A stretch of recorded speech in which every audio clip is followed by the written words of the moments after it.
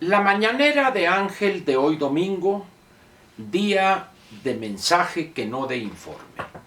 Mire usted, lo primero que quiero señalarle es lo siguiente. Cuando aparece detrás del presidente una leyenda donde dice tercer informe de gobierno, pienso que hay que decir lo que se debe frente a ese exabrupto.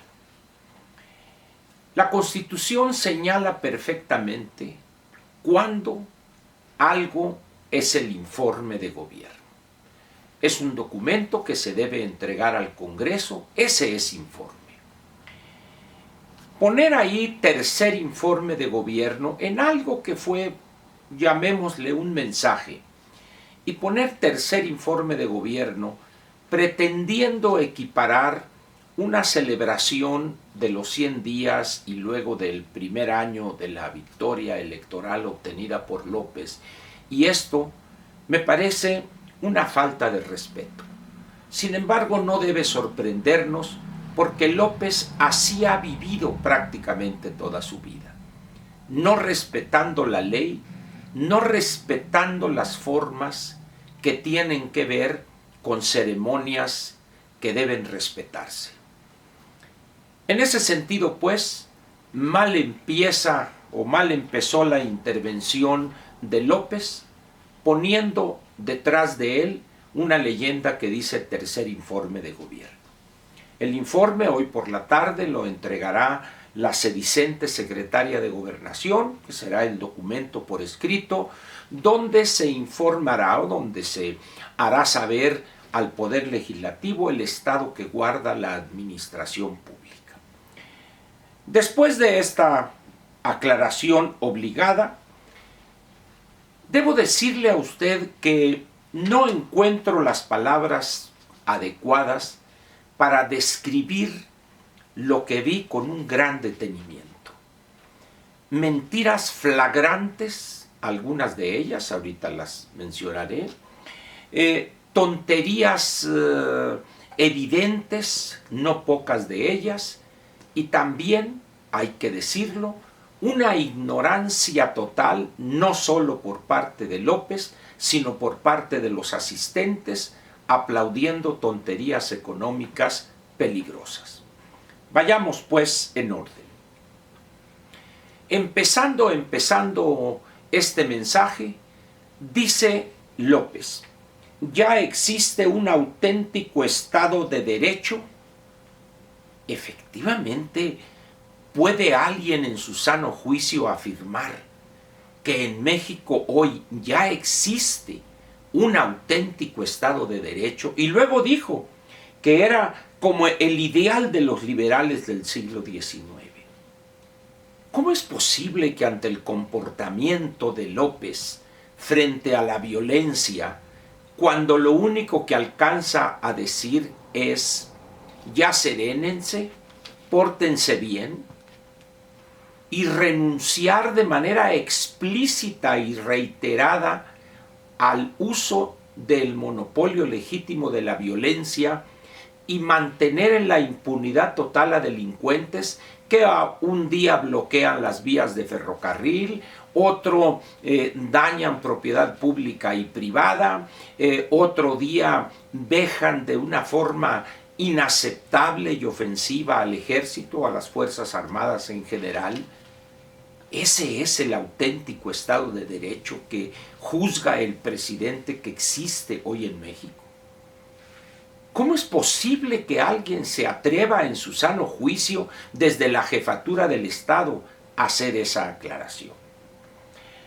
Luego dice algo que solamente en mentes calenturientas cabría esta expresión. Él lo que llama periodo neoliberal, que no tiene la menor idea de lo que este concepto significa, porque además es más bien una denostación, es una ofensa.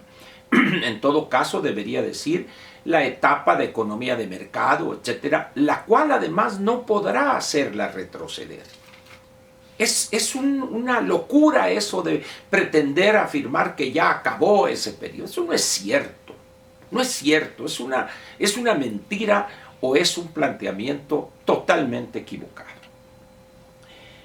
Habla con una ligereza de la equitativa distribución de la riqueza.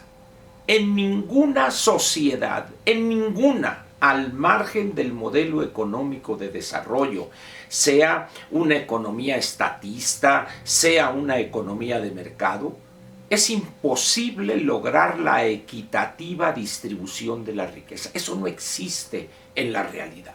No pasa de ser un planteamiento demagógico. Luego, cuando dice él, en lo que se refiere a acabar con la corrupción y la impunidad, que hemos avanzado mucho, ¿en verdad cree el presidente que en estos 9 meses ha avanzado mucho? ¿Cómo mide ese avance? ¿De qué forma puede él afirmar eso? Dice uno, algo está mal en la mente del presidente. Y dice, las grandes empresas y bancos no pagaban impuestos. ¿Están dispuestos los bancos y las grandes empresas a aceptar este juicio que es una soberana mentira? ¿Qué no le habrán dicho al presidente la cantidad de impuestos que pagan las grandes empresas, 400 o 500 grandes empresas, la cantidad que pagan nada más por concepto de impuestos sobre la renta? No hay alguien que le dé esas cifras al presidente. Y luego, ufanándose de cerrar 51 representaciones de ProMéxico en el país y luego las representaciones en países, que esto fue muy recientemente, donde prácticamente México se ha quedado en el peor de los aislamientos cuando estamos en un mundo de economías abiertas y de interdependencia y de globalidad. Y luego dice el presidente que una de las tareas fundamentales es el bienestar del alma.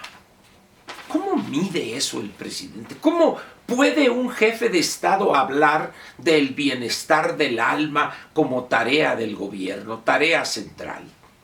¿Y qué pasa con todos aquellos millones de mexicanos no creyentes, para no utilizar ateos, porque eso molesta a algunos, que no creen en el alma? ¿Qué va a pasar con eso? O sea, ¿por qué insiste el jefe de Estado en comportarse como un pastor de una iglesia cristiana? O sea, ¿qué lo motiva? ¿No siente el menor respeto por su encargo como jefe de Estado y jefe del gobierno? Y luego dice en el campo se vive una vida sana, con valores, y por eso tenemos que regresar al campo. ¿Que no hay alguien que le explique entre su gabinete, alguien que tenga las nociones más superficiales de la historia económica de la humanidad en los últimos 7, 8 siglos, desde los años 1300, 1400, que el camino correcto y que libera a las personas de una serie de limitaciones en educación, en salud, etcétera, es el camino contrario, de irse del campo a las ciudades? ¿No hay alguien que le explique? ¿Lo entiende el doctor Villalobos? ¿No le puede explicar que el avance tecnológico hace que cada día se reduzca más y más el número de trabajadores necesarios en las actividades agrícolas y pecuarias y forestales incluso? ¿Que no hay alguien que le diga eso al presidente en caridad de Dios, como decía mi mamá? Le permiten decir estas tonterías. ¿Cómo puede también el presidente decir que la cancelación de la construcción del nuevo aeropuerto fue la mejor decisión y todavía dice que está convencido de ello y todavía dice que ya se pagó todo, cuando el mismo secretario de Comunicaciones y Transportes admite que durante 19 años deberemos estar pagando 4.200 millones de dólares de los bonos emitidos? ¿Cómo es posible que diga eso? Pero donde lo peor de la tontería económica, cuando presume un superávit en la cuenta corriente. ¿Que no hay alguien que le explique ahí, el maestro Herrera, que le diga que lo peor que le puede pasar a un país como el nuestro es tener un superávit en la cuenta corriente? ¿Que eso significa que estamos enviando recursos al exterior? Por favor, maestro Herrera, explíquele al presidente. Y luego, los que están ahí sentados aplauden a rabiar porque hay un superávit en la cuenta corriente. Señores, lean algo, por favor, de cómo se compone, qué significa la cuenta corriente y por qué lo deseable para un país como el nuestro es tener un déficit en la cuenta corriente, el cual se subsana con un superávit en la cuenta de capital. Es decir, entran recursos al país en forma de inversión extranjera directa. Y aplaudiendo todos ahí desde la más profunda ignorancia económica. La del presidente, bueno, pues, ¿qué podemos decir? Y luego presumir, bueno, se crece poco, pero no hay recesión. Y esa tontería, el crecimiento no importa, lo que importa es el desarrollo, el bienestar. Y se lanzó a un listado de le hemos dado tanto a estos millones y tanto esto. Pero ¿con qué lo va a mantener ese ritmo de entrega de dádivas y subsidios? ¿De dónde si no hay crecimiento? ¿Cómo es posible que alguien en su sano juicio plantee que el crecimiento no importa? Igual que lo hizo el ingeniero Slim, y que dice él lo que importa es la masiva inversión. Sí, pero ¿cuáles son los elementos que hacen posible que los empresarios inviertan? La seguridad jurídica, la confianza, el respeto de la ley, la vigencia del Estado de Derecho. Dice uno, ¿ante quién estamos aquí? Y luego, 930,000 ni estudian, ni trabajan, ni quieren hacerlo, nomás quieren recibir dinero. Es falso. El Excelsior sacó un reportaje interesantísimo sobre lo que es este programa de Jóvenes Construyendo el Futuro. Es una engañifa, es una soberana engañifa. Ya está el presidente. Y se abrieron 100 universidades del sistema Benito Juárez, con 30,000 estudiantes y 815 maestros. ¿Dónde están esas universidades? Dice uno, ¿cómo es posible esto? Pero, sin embargo, todo el mundo aplaudiendo. Y otra vez el bienestar del alma. Y luego, de cada 10 hogares en México, 5 están recibiendo dádivas del gobierno. Y en el caso de los hogares indígenas, de cada 10, 9. ¿Cómo va a mantener eso? Y así podría seguir. Pero vea usted lo que son la demagogia y la perversidad al utilizar las cifras y los planteamientos que son más cercanos a la mentira que a la verdad. La seguridad dice que hay un nuevo paradigma, porque ahora ya no es la violencia. Sí, no es la violencia, pero vea usted la violencia contra las personas comunes y corrientes y la violencia entre las bandas que campea sin control en el país, al grado tal de que hay un sinnúmero de ciudades donde las personas temen salir a la calle. Y luego, otra vez recurrir a Juárez. ¿Tendrá idea de que no es comparable el tiempo que vivió el presidente Juárez, sin meterme a sus limitaciones de él mismo, etcétera? Me refiero al presidente Juárez. Están moralmente derrotados los conservadores, moralmente derrotados. Pero ¿cómo es posible cuando el mundo prácticamente todo, de manera casi unánime, están avanzando hacia las economías de mercado, hacia la globalidad? Los que están derrotados, moralmente o no, eso es totalmente irrelevante. Los que están derrotados son los estatistas, los que ven el gasto público y las dádivas para controlar política e ideológicamente, como desarrolló el presidente Lázaro Cárdenas, y todavía está vigente, lo vemos con López. En esas condiciones, pues, el presidente tiene más vena de pastor cristiano que de jefe de Estado. ¿Qué va a pasar con esto?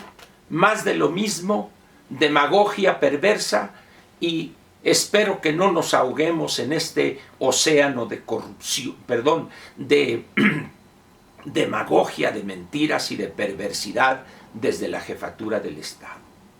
Pobre país al tener a un gobernante como López y hacer planteamientos como los que hace López y tener aplaudidores babiantes e ignorantes que sin el menor juicio objetivo lo aplauden a rabiar. Gracias.